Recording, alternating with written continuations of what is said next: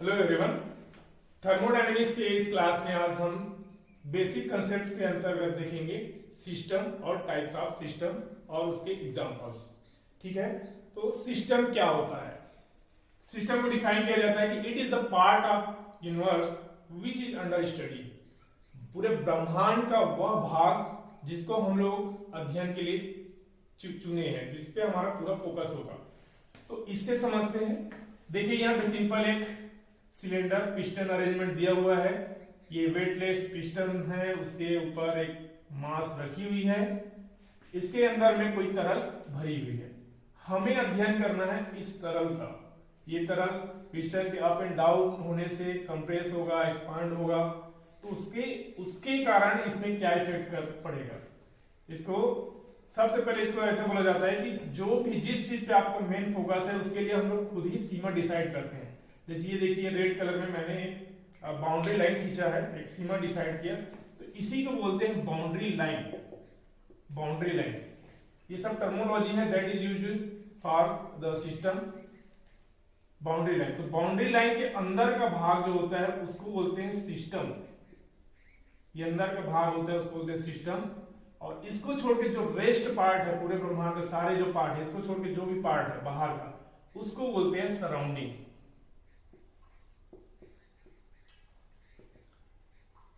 ठीक है, तो थोड़ा समझते हैं। इन दोनों को अलग करने वाला क्या है? Boundary line. तो होता क्या है, किसी भी द्रव्य या पदार्थ के गुणों में परिवर्तन के अध्ययन के लिए, तो गुणों में परिवर्तन किस किस कारण होगा? या तो हम उसको हीट देंगे या उससे हीट लेंगे, या हीट देंगे तो जैसे ये एक्सपांड करेगा तो हमें वर्क मिलेगा, या इसको हम दबाएंगे तो इसमें से इसको अगर कंप्रेस करेंगे, मतलब इसको वर्क दिया तो क्या होगा, इसमें से हीट रिलीज होगा, क्योंकि वो जो एनर्जी स्टोर होगा वो हीट के रूप में इधर रिलीज भी हो सकता है। या फिर दूसरी चीज, यहां पर से अगर कोई इस प्रकार का सिस्टम हो तो फिर उसमें मास फ्लो भी हो सकता है। मतलब तीसरा फैक्टर आ गया मास का। मास अंदर भी जा सकता है, बाहर भी आ सकता है। अगर ये बाउंड्री ले इस प्रकार होता कि ये सिस्टम इस प्रकार होता कि कहीं से ये ओपन हो। अल्टीमेटली ये बताना चाहता हूं कि तीन फैक्टर है, किसी भी द्रव्य पदार्थ के गुणों में तीन कारण से परिवर्तन होगा, Q, W और M। तो इन तीनों के परिवर्तन के कारण द्रव्य के गुणों में परिवर्तन का अध्ययन करने के लिए एक सीमा डिसाइड किया जाता है। उस सीमा को ही, उस सीमा के अंदर के पार्ट को ही हम लोग क्या कहते हैं? सिस्टम। क्योंकि हमारा सारा फोकस रहेगा उसी में, उसी को हम लोग मतलब अपने अध्ययन के लिए चुनाव करते हैं। ठीक है, तो बाउंड्री लाइन, तो जो भी चीज ये इंटरेक्शन हो रहा है, मतलब चाहे हीट इंटरेक्शन हो या वर्क इंटरेक्शन हो, तो हीट इंटरेक्शन भी दो के बीच में होगा, सिस्टम और सराउंडिंग। वर्क इंटरेक्शन भी सिस्टम और सराउंडिंग, और मास भी सिस्टम और सराउंडिंग के बीच में होगा। तो ये रहा हमारा सिस्टम, ये सराउंडिंग। एक चीज और जान लेते हैं। ठीक है, तो ये सिस्टम के बारे में हो गया। सिस्टम और सराउंडिंग के बीच में क्या संबंध है?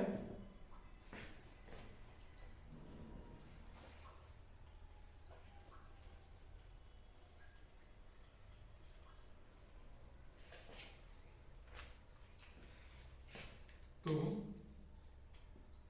सिस्टम प्लस सराउंडिंग दोनों मिलकर बनता है यूनिवर्स। अब इससे भी डेफिनेशन को फिक्स करते हैं। तो सिस्टम क्या है? यूनिवर्स का वह part which is under study, जिसको कि अपने अध्ययन के लिए चुनाव किया जाता है। देख सकते हैं सिस्टम यूनिवर्स का ही पार्ट है।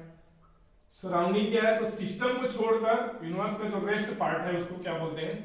सराउंडिंग। ठीक है, तो सिस्टम और सराउंडिंग को अच्छे से जान लीजिए, क्योंकि पूरा अध्ययन, पूरा हमारा सब्जेक्ट इसी के बारे में होगा। अभी पहला यूनिट इसी के बारे में पूरा डील करेगा।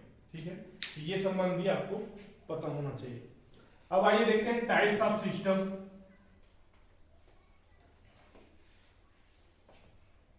टाइप्स ऑफ सिस्टम बहुत आसान सा है।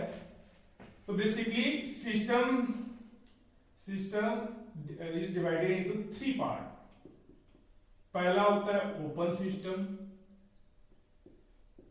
दूसरा होता है क्लोज्ड सिस्टम, और तीसरा होता है आइसोलेटेड सिस्टम।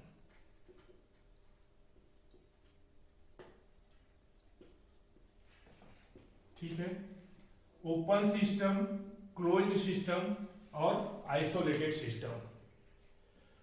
तीनों सिस्टम को डिसाइड करने का आधार है आपका Q और M।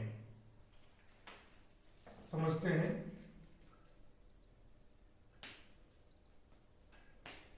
Q और M कहने का मतलब क्या है? मान लीजिए कोई सिस्टम इस प्रकार है, अब इसमें कोई फ्लूइड भरी हुई है, ऊपर से खुला है, कोई फ्लूइड इसमें लिक्विड है, मतलब कोई पानी है मान के चलो।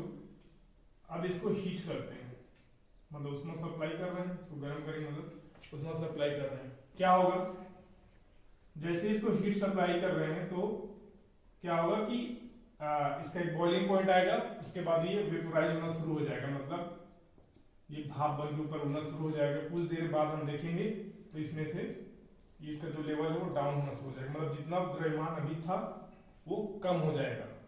दूसरी चीज, जो भी यहाँ से ऊपर गया मतलब उसमें एक हीट होगी, एक गर्मी लिए हुए वो आगे जाएगी, मतलब वो क्यू को भी ले जा रहा है। अब देखो सिस्टम का डेफिनेशन क्या था कि हम एक बाउंड्री लेयर खुद से डिसाइड करते हैं, बाउंड्री लाइन जिसका क्या ध्यान करना होता है। तो इसके लिए क्या हो जाता है, ये जो फ्लूइड है जहां पर हम लोग boundary line, this is the imaginary boundary line, ये काल्पनिक होता है, फिक्स मतलब ऐसा कुछ रियल में है नहीं। हाँ, क्योंकि हमारा पूरा फोकस रहेगा उसको। तो ये जो अंदर का पार्ट है ये क्या हो जाता है, ये सिस्टम, इसके बाहर का पार्ट ये क्या हो जाता है, सराउंडिंग।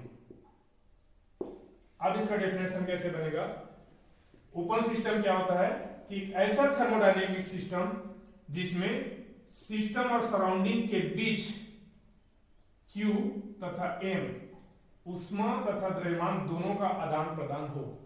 आप देख रहे हैं कि इसमें हम लोग हीट सप्लाई कर रहे हैं, इधर से हीट भी निकल रहा है और मास भी जा रहा है। ठीक है, तो ये दोनों चीजें हो सकती है। तो एक ऐसा सिस्टम जिसमें सिस्टम और सराउंडिंग के बीच उष्मा तथा द्रव्यमान, हीट तथा मास का आदान प्रदान हो, मतलब हीट भी एक्सचेंज हो रहा है। ये देखो एक बार बाउंड्री लाइन हमें देखते हैं, केवल बाउंड्री लाइन को, बाउंड्री लाइन के अंदर सिस्टम, बाउंड्री लाइन के बाहर सराउंडिंग, तो इसमें हीट का भी इंटरेक्शन हो रहा है। इस लाइन को देखो तो हीट बाहर जा रहा है, हीट अंदर भी आ रहा है। दूसरी चीज द्रव्यमान इससे बाहर जा रहा है, या कोई ऐसा सिस्टम होगा अंदर भी आ सकता है। तो बोथ एक्सचेंज हो रहा है, मतलब हीट और मास दोनों का। तो इस टाइप का सिस्टम का एग्जांपल ये रहा, इसका परिभाषा। इस टाइप के सिस्टम का एग्जांपल क्या होगा, तो इसका एग्जांपल होता है हमारे थर्मोडायनामिक्स जो उपयोग करेंगे उन्हीं जो मैं बताता हूं आपको। हो गया टरबाइन, ठीक है, नोजल, बॉयलर, कंप्रेसर, ठीक है। तो ये सभी किसके एग्जांपल है, ओपन सिस्टम का एग्जांपल है। दूसरा आता है क्लोज्ड सिस्टम। तो क्लोज्ड सिस्टम में क्या होगा, अगेन Q और M के बेसिस पे डिसाइड होगा ये। तो मान के चलिए पिस्टन, इसको एक ढक्कन लगा दे, पिस्टन से ढकी हुई है, इसमें भी उसी तरीके का फ्लूइड है। यहाँ भी हम लोग सिस्टम डिसाइड करेंगे। तो सिस्टम डिसाइड करेंगे, सिस्टम क्या आएगा, ये आएगा हमारा सिस्टम, ये हो गया हमारा सिस्टम, ठीक है।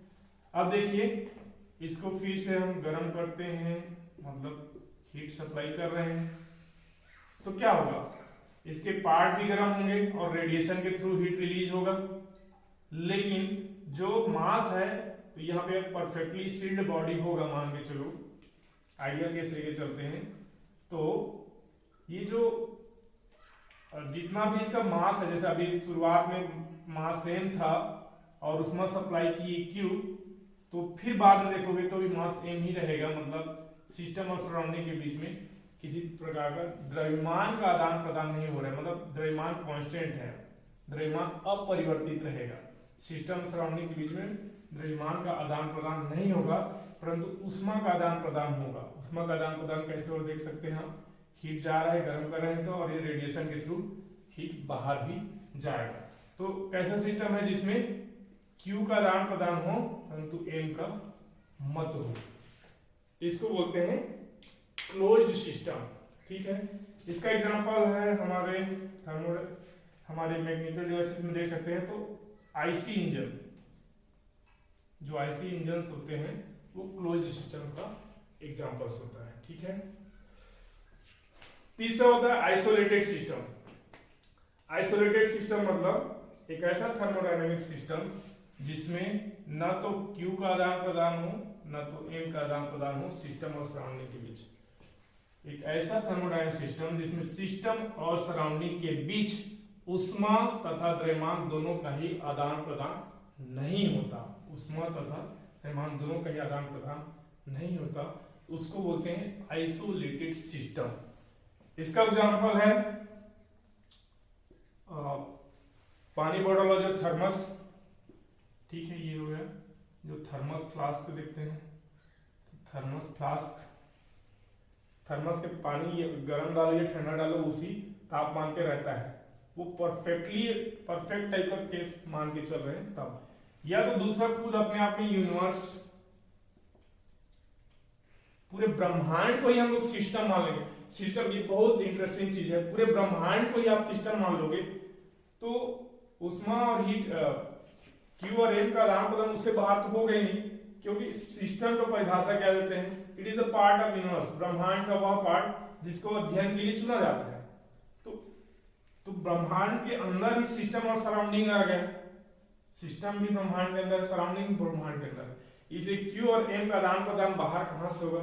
तो पूरे यूनिवर्स को ही अगर आप सिस्टम मान लोगे तो वो एक isolated, this is the perfect example for isolated system. Because thermos flask को आप देखो, पानी को जैसे गर्म पानी को अंदर डाल दी थर्मस फ्लास्क के अंदर तो ज्यादा से ज्यादा 12 घंटा 15 घंटा 20 घंटा रहेगा। अच्छी कंपनी का है तो ज्यादा दिन 2-4 दिन रह सकता है परफेक्टली गर्म, लेकिन धीरे धीरे वो ठंडा हो जाता है। मतलब मास का आदान प्रदान हो के न हो, उसमें हीट का आदान प्रदान हो रहा है।